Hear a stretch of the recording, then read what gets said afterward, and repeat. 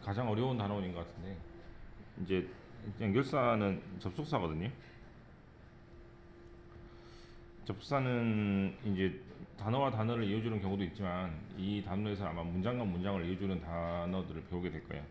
이걸 뭐 접속사라고 하는데, 어,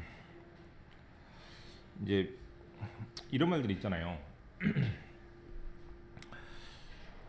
이제 절이라는 것은 이제 조동사 덩어리를 말하는데, 첫 번째 명사절이란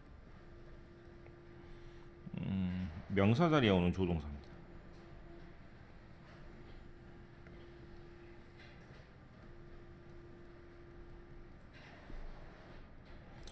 부사절이란 이건 뜻이 있어서 원인이나 뭐 시간이나 조건이나 양보 등을 나타내서 뭐뭐 하기 때문에 뭐뭐 하면 뭐 이런 등등의 말이 부사절이라고 선생님들이 부르고, 형용사절은 형용사는 명사를 꾸미는 거라 그랬잖아요. 그래서 앞에 있는 명사를 꾸며서 이거를 선행사라고 부르죠. 뒤에서 조동사 덩어리가 꾸미면 이걸 뭐 형용사절이라고 부르고, 이것은 선생님들이 좀 쉽게 또는 간단하게 관계대명사절이나 관계부사절이라고 부르는 겁니다. 이걸 극명하게 나타내주는 한 단어가 있는데, 이 문장을 가지고 이 단어를 가지고 제가 단어를 세 개를 만들어 보면 1번 나는 모릅니다. 언제 그 사람이 돌아올지. 2번 그 사람이 돌아온다면 내가 아마 기분이 되게 좋을 것 같은데.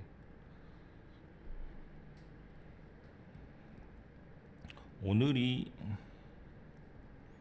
어떤 날이냐면 그 사람이 집에 돌아오는 날입니다 라는 말입니다. 회이 세 개나 있죠. 네. 회는 언제란 뜻인데 뭐뭐 할 때란 뜻도 있기 때문에,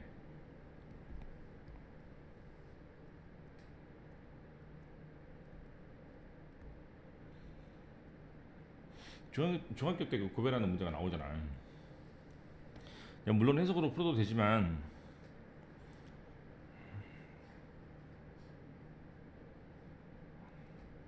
이런 식으로 만약에 접근을 한다면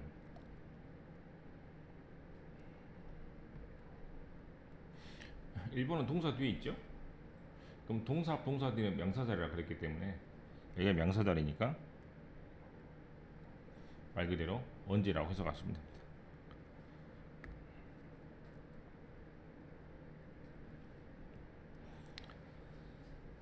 2번은 펜이라는 단어가 맨 앞에 있습니까? 그렇죠? 그런데 뒤에 컴마가 있어 없어? 컴마가 있죠. 컴마가 있으면 주어 자리가 아니라 그랬잖아. 주어 자리면 컴마를 안 찍을 것이고, 주어 자리가 아니니까 컴마를 찍는 거잖아요. 그럼 이거는 명사가 아니라는 얘기죠. 그래서 뭐뭐 할 때, 즉 부사들이 되는 겁니다. 그래서 1번하고 2번을 구별하는 가장 좋은 방법은 명사 자리냐 아니냐로 구별하면 되는 것이니까, 어떤 접속사가 여러 가지 뜻으로 쓰이거나 여러 가지 쓰임으로 쓰일 때 뭐 대표적으로 대 같은 것이 있겠죠. 이것이 이제 당연하게 명사절, 부사절, 형사절 이렇게 다양하게 쓰일 때는 자리가 어딘지를 보고 판단하면 제일 편할 것 같아요. 그 다음 3번은 앞에 뭐를 꾸미기 때문에 선행사, 즉 앞에 있는 명사를 꾸미니까 회는 흔히 말해서 형용사절 또는 관계대명사, 관계부사절이 되겠죠. 1번하고 2번하고 3번은 실은 제 입장에서는 그냥 언제라고 해도 크게 문제가 안 생기긴 합니다. 3번 같은 경우는 특히 오늘이 그 날인데 언제냐면 그 사람이 돌아온 날입니다. 그렇게 해도 저는 문제가 없긴 하잖아. 근데 우리나라 말로 정확하게 번역을 하고 학교 교수님들이 설명할 때 문법적인 기능이나 어떤 역할을 했는지를 물어보게 될 때 할 수 없이 쓰게 되는 말이 명사절하고 형용사절하고 부사절입니다. 그 말이 생기는 이유는 주어 동사 덩어리가 두 개가 연달아 나올 때 어디서 잘라서 해석을 하고 어디가 주어가 되고 어디가 목적어가 되고 어떤 경우가 어떻게 해석이 되는지를 판단하기 위해서 구조 파악을 하기 위해서 하는 것이기 때문에 근데 고등학교 문법에서 가장 중요하게 될 것 같고 선생님들 입장에서도 계속 이런 말을 쓰면서 설명할 수밖에 없는 게 고등학교 문장들이 문장 여러 가지가 한꺼번에 막 뭉쳐가지고 다니잖아요. 네, 그래서 그 조동사 덩어리를 계속 끊어서 해석을 해라 라는 의미로 명사절하고 형용사절하고 부사절하고 이런 식으로 구별해가지고 설명을 하는 것 같아요. 또 다시 말하면 중학교 때로 돌아가서 펜이 언제냐 또는 뭐뭐 할 때냐 이거 구별하는 것 자체가 실은 명사절과 부사절을 구별하라는 얘기잖아요. 그래서 이런 것들을 배우게 되는 게 연결사에서 배우는 것이기 때문에 실제로 굉장히 중요하고 구조 파악을 하는데도 되게 중요하고 또는 조동사가 연달아 나오는 고등학교 문장을 이해하는 가장 중요한 단원이 될 것 같아요. 가장 머리가 지끈지끈 아프고 관계대명사 같은 경우는 배워도 끝이 없을 정도로 실은 선생님들이 문제를 잘 내고 일도 가장 많이 틀리는 단원 중에 하나인 것 같습니다. 관계대명사를 다 하면 좋겠는데 우선 해봅시다. 이걸 다 하면 좋겠는데 잘 모르겠어요. 자, 저희 관계대명사를 배웁니다. 관계대명사는 이제 기본개념이라고 적혀 있는데 앞에 있는 명사를 이라고 돼 있죠. 이거를 앞에 오는 명사를 선행사라고 쓰는 이유는 우리나라 말은 뭐뭐 하는 명사 하니까 명사가 뒤에 오지. 영어는 앞에 오니까 위치를 잡아주기 위해서 이런 말들을 쓰는 겁니다. 자, 앞에 있는 명사를 뒤에서 조동사가 꾸며줄 때, 즉 내가 좋아하는 사람 이런 식으로 꾸며줄 때 연결해줄 말을 관계대명사라고 합니다. 관계대명사는 1번 관계대명사, 2번 관계부사, 복합관계사가 있는데요. 다 앞에 있는 명사를 꾸미기 때문에 형용사절이라고 부릅니다. 형용사가 명사를 꾸미는 것이니까 그래서 앞에 있는 명사를 주로 선행사라고 합니다. 이런 것들이죠. 어디 잠깐 설명했던 기억이 나는데 기억납니까? 불완전한 구조는 우리나라 말에 누구하고 무엇에 해당되는 말만 뒤에 이제 누구나 무엇이라는 사람이나 사물이라는 명사가 빠져야 되니까 그게 불완전한 것이고 그 경우 빼고는 다 완전하다 그랬잖아요. 그래서 이제 흔히 말해서 누구라는 단어하고 무엇이라는 단어가 이렇게 뒤에서 빠져서 누구가 누구를 무엇이 무엇을 이런 식으로 빠져야 되니까 당연히 불완전한 구조라고 선생님들이 얘기할 수밖에 없고 이번에 회는 언제, 회는 어디, 회는 왜라고 하는데 언제, 어디서, 왜, 누가 했다, 무엇을 이런 식으로 나오니까 완전한 구조가 나올 수밖에 없겠죠. 그래서 1번의 관계대명사와 2번의 관계부사를 구별하는 문제가 나오면 어떻게 하면 돼? 관계대명사, 관계부사라고 어렵게 생각하지 말고 5학년 때로 들어가서 원래 뜻이 무엇인지 살펴보고 만약에 2번 같이 언제 어디서가 나왔다면 언제 어디서 누가 했습니다 무엇을 이런 식으로 나오니까 당연히 빠진 명사가 나올 수가 없겠죠. 그렇게 생각하시면 가장 편할 것 같습니다. 이거는요 이제 조금 다른 얘기인데 이제 뭐뭐하는 명사라고 해서 우리나라 말로 해석할 때는 뒤에 있는 주동사가 앞에 있는 명사를 꾸미는 것처럼 해석을 하라고 하잖아. 아마 후치수식 이런 식으로 말할 겁니다. 뒤에서 꾸민다고 해서. 근데 그렇게 전혀 할 게 없는 게 이제 후라고 하면 나는 어떤 사람 아는데 후 그 사람이 누구냐면 이런 식으로 끊어서 해도 전혀 문제가 없어요.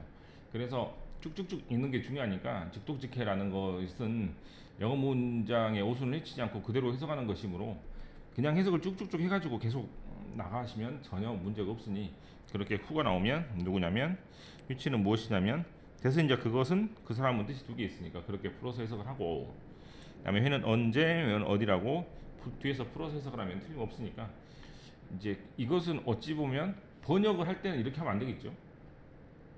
한글로 번역을 할 때는 우리는 이제 번역을 하는 사람들이 아니기 때문에 무슨 뜻인지 알면 되니까 그렇게 쭉쭉쭉 해석하면 영어의 오순을 해치지 않고 할 수 있게 됩니다.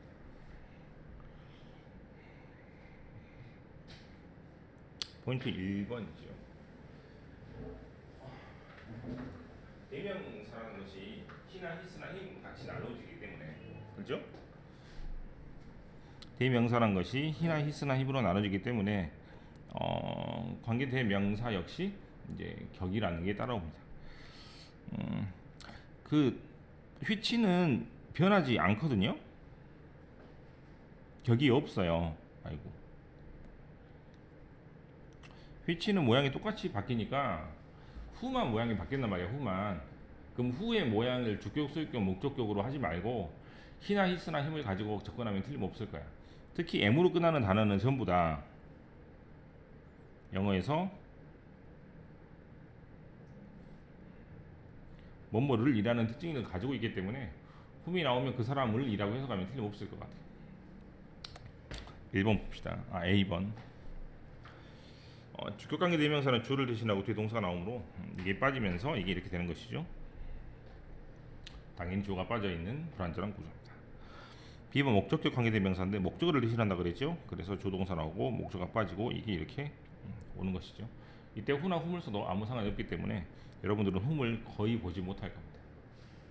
그 다음 수익 관계 대명사 별표에서 이것만 외우면 돼요. 이것만 알면 돼요.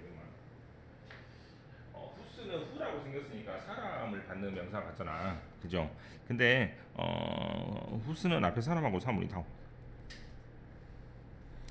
그리고 후스는 뭐뭐의라는 뜻이니까 스라는 말 자체가 뭐뭐 쓰라는 뜻이니까 앞에 있는 명사의 뒤에 있는 명사라고 해석이 되면 그때는 후스를 쓰면 돼요.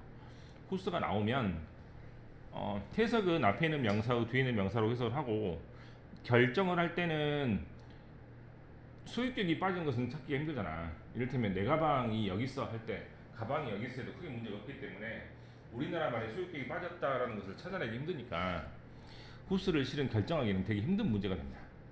그런데 이제 한 가지 문법적인 힌트가 있는데 책에 없는 건데요. 후스는 소유격이잖아. 소유격 다음에는 뭐가 안 나오는 특징이냐면 관사가 안 나오는 특징이 있어요.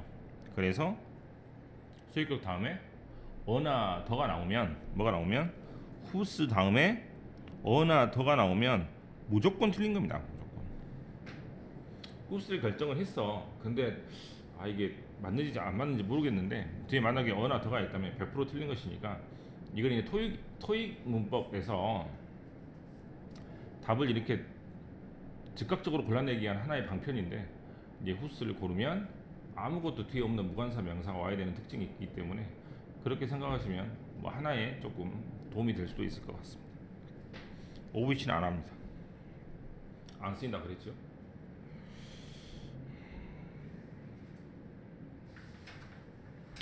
참고 1은 이따가 하고 참고 2부터 할게요.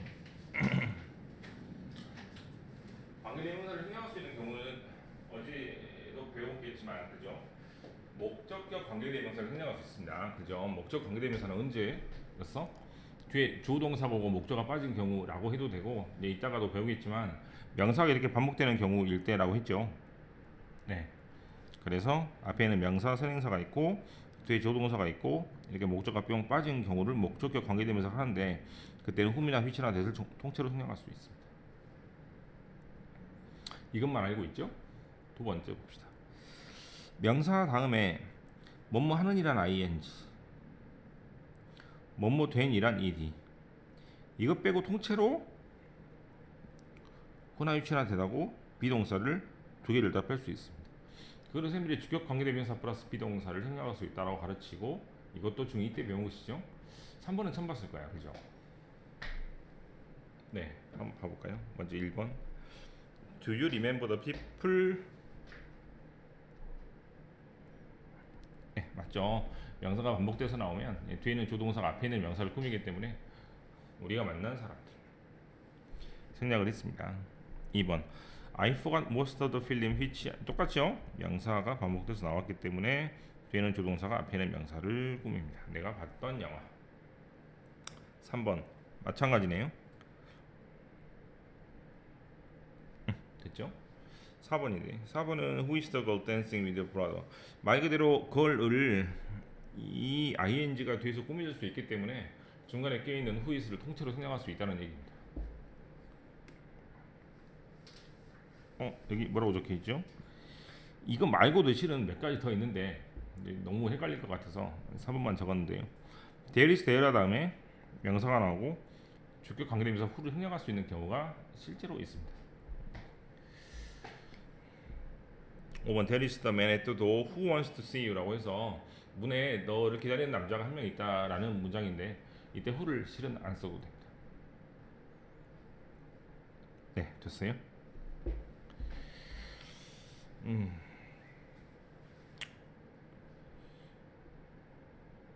네, 해봅시다.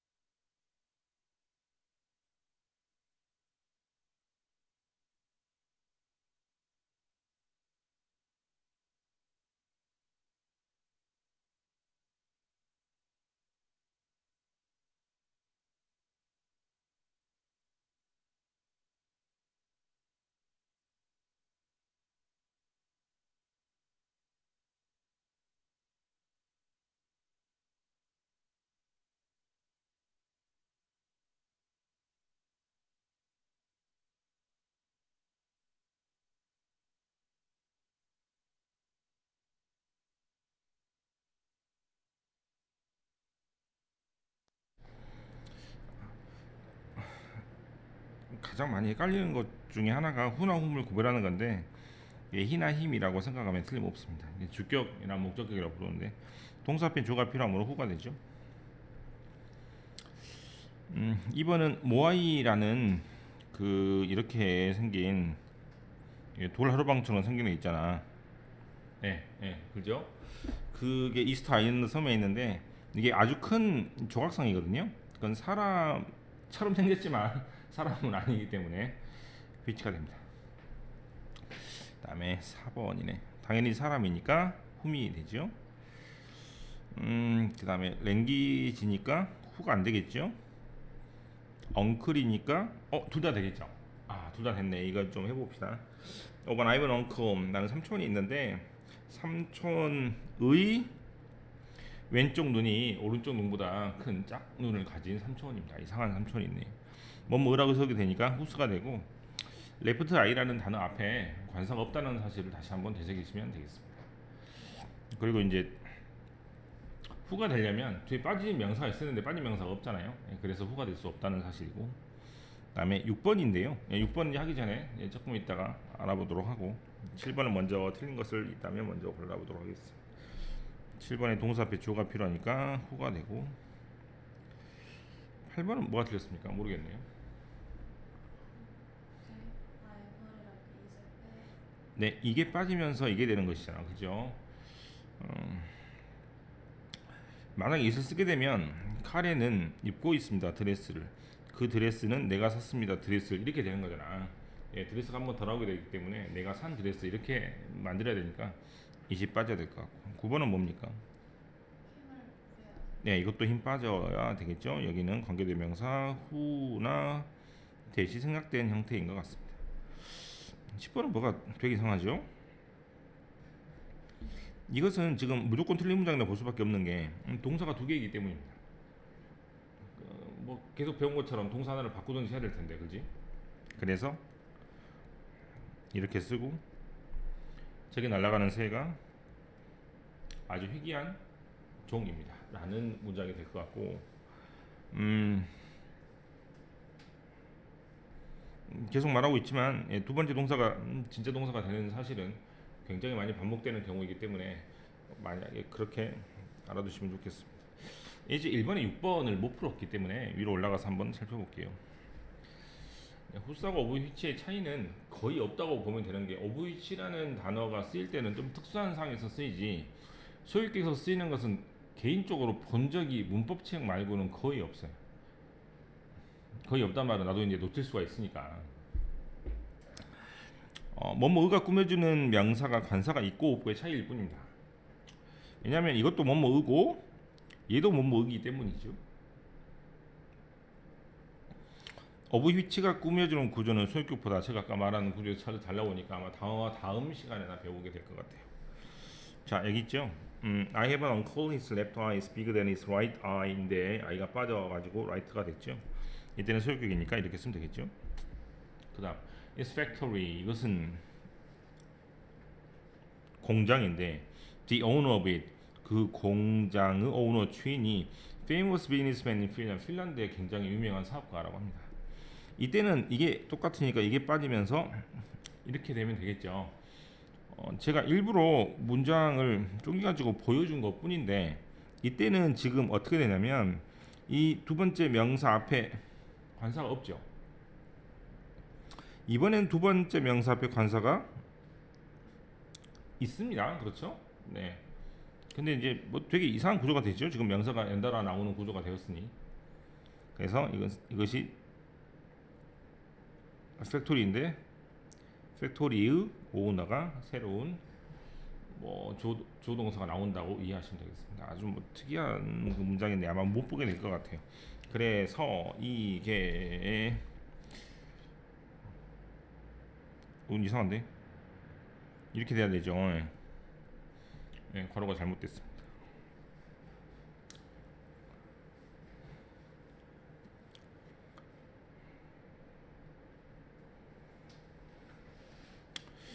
관계대명사는 이제 조동사가 왔다 갔다 바뀌는 것이기 때문에 빠른 해석법을 알아볼 텐데 1번 같은 경우 주어 바로 뒤에 관계대명사 나올 때는 빨리 치고 가면 돼요. 뭐뭐 하는 명사라고 빨리빨리 해석을 하시면 됩니다.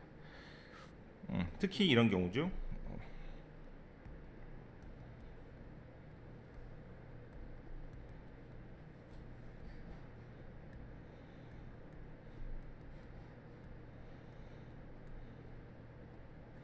뭐뭐 하는 사람들입니다. 도스 후를 아마 가장 많이 보게 될 거고 피플 후란 단어보다 왜 그런지 모르겠지만 도스를 더 많이 쓰니까 뭐뭐 하는 사람들이라고 외우시고 한 50번 중에 한 번 정도는 더 원스 후란 단어를 제가 만나게 되니 이제 더 원스 후까지 적으면 완벽하게 뭐뭐 하는 사람들이 되겠고, 이런 단어가 맨 앞에 있으면 빨리빨리 그냥 뭐뭐 하는 사람들이라고, 자전거를 고친 사람, 경찰이 체포한 사람, 이런 식으로 빨리빨리 해석하시면 됩니다. 여전히 마찬가지로 두 번째 동사가 진짜 동사처럼 해석되는 거는 마찬가지죠. 두 번째, 중간에 관계대명사 나올 때는 무조건 후나 위치나 대스를 잘라가지고 앞에 있는 사람하고 뒤에 있는 사람, 앞에 있는 사물하고 뒤에 있는 사물을 그대로 똑같이 해석하시면 됩니다. I gave my seat to an old man. 내 자리를 노인한테 양보했는데 who 그 노인이 누구냐면 이러면 되겠죠. 두 번째, he's repairing the chair. 그 사람이 의자를 고치고 있는데 which 그 의자가 뭐냐면 이렇게 해석하시면 됩니다. 3번, Karen was wearing the dress. 카렌이 드레스를 입고 있는데 that 그 드레스는 이렇게 해석하시면 됩니다. 그다음 명사가 연달아 나올 때는 관계대명사 생략을 의심하라라는 것은 은근히 문장이 길 때 나도 조금 놓치는 부분이 있는 정도로 관계대명사가 생략되는 경우는 접속사가 생략되는 경우나 마찬가지이기 때문에 파악하기 힘드니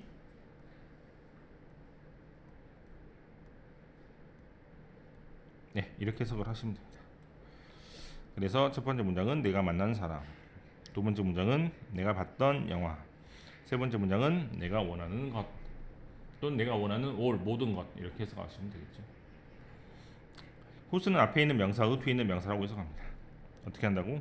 앞에 있는 명사의 뒤에 있는 명사니까 1번 I have met a person 어떤 사람을 만났는데 who's 그 사람의 직업이 됐어요. 두 번째 happen이란 단어는 이제 사고가 발생하다라는 뜻인데 이렇게 happen 다음에 to가 나오면 우연히 뭐뭐 하다라는 뜻입니다. 우연히 사고처럼 뭔가가 일어나는 것인데요. 내가 어쩌다가 체어 의자에 앉았는데 의자의 다리가 부서져 있었습니다. 그래서 후스는 아까 말한 대로 사람과 사물이 동시에 다 받을 수 있기 때문에 후스만 좀 주의하시면 되겠죠. 이제 1번 은근히 헷갈립니다. Policeman who gave Henry a ticket seemed very nervous. 폴리스맨이 있는데 그 폴리스맨이 누구한테 헨리한테 티켓을 주었는데 그 폴리스맨이 불안해 보였습니다. 이거죠? 문장이 좀 교묘하게 써져 있는데요. 원래는 그 티켓이라는 것이 속도를 위반하면 속도 위반 딱지를 주잖아. 근데 이제 받는 사람이 불안해야 되는데 경찰관이 불안해한다는 그런 문장이기 때문에 문장 구조를 좀 파악을 해야 풀 수 있는 문제입니다. 그럼 모두 그릇이라고 되어 있으니까 뭐가 맞습니까? A는 맞나요? 네. B는 맞나요? C는 맞나요? 네. 이렇게 푸는 문제입니다. 예. 그 연결을 잘 하셔갖고 문장이 두 개가 연달아 나오니까 이 문장을 잘 조합을 해서 뜻을 알아보라는 것이고 뒤에 보시면 관계되면서 생략을 하는 부분을 좀 찾아보라는 얘기입니다. 뭐 당연히 이제 나는 이렇게 설명을 했으니 문제가 없으니까 문제를 조금 만들어 와서 그렇게 해봤으니 풀어보시면 되겠습니다.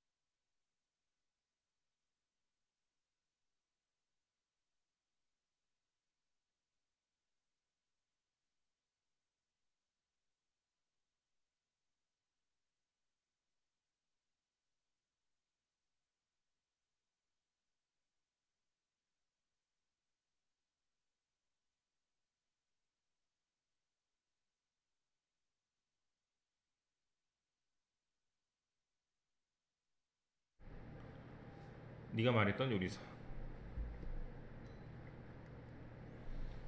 그 사람이 만났던 여자. 우리가 산 상품. 내가 산 소설. 건축가가 디자인한 빌딩. 네가 즐기는 신체 활동. 사람들이 만드는 다양한 놀라운 변화들. 이건 이렇게 되나요? 그 사람이 잃은 파운드. 파운드는 이제 몸무게로 다니니까 그 사람이 빠진 몸무게. 뭐 이렇게. 이것은 두 개라고 기억을 하는데요. 택타임 시간을 아웃 밖으로 빼서 투두 띵스 어떤 일을 하시고 요 인조이 네가 좋아하는 일을 애프터워크 일이 끝난 다음에 이 노트 뭐 하기 위해서 리두 스트레스를 줄이기 위해서 뉴 익스피리언스 네가 경험하는 스트레스 이런 식으로 해석을 해보시면 되겠습니다. 아까 잘못 설명한 게 있어서 기억을 해보니 네 이게 맞고 네 이게 틀립니다.